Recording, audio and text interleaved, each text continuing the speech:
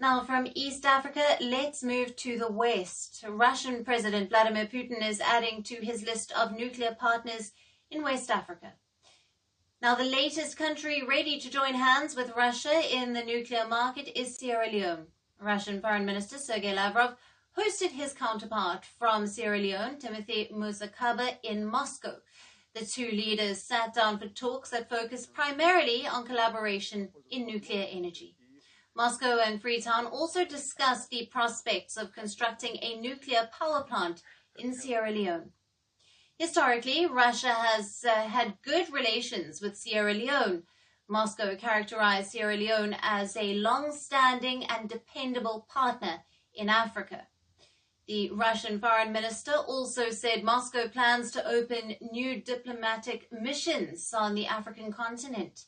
Russia says it will soon reopen its embassy in Sierra Leone after 32 years. With increasing volatility in oil prices in recent years and the need to transition towards cleaner sources of energy, many African governments have shown interest in investing in nuclear power. Now, tapping on this, Russia has been making strides to export its technology and to build nuclear plants in the global south. So even though Moscow is dealing with Western sanctions for its war in Ukraine, its state-owned nuclear giant Rosatom is drumming up new business in Africa.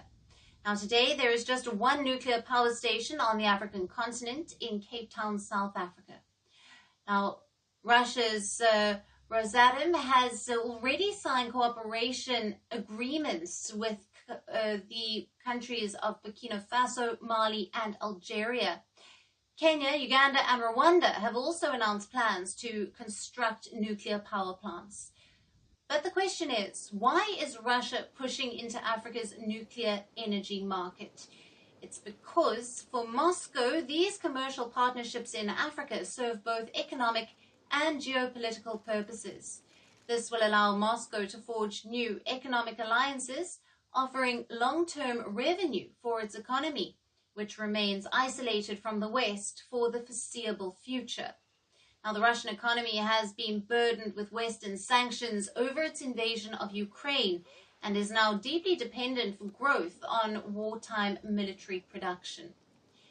And what's in it for Africa? Hundreds of millions of people across the continent lack electricity. So countries in Africa want to provide affordable electricity to its people without pumping more carbon into the atmosphere.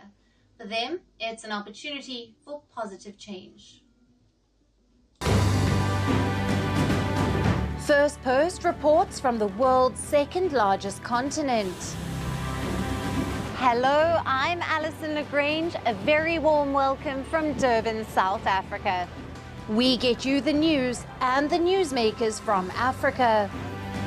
South Africa goes to the polls on the 29th of May. I will track the election and bring you ground reports. Is it the end of the road for the African National Congress? And will former President Jacob Zuma stage a dramatic comeback? From elections to climate change to innovations and opportunities. As the world's attention shifts, we report from Africa, the heart of the global south. Join me every weekday live on First Post.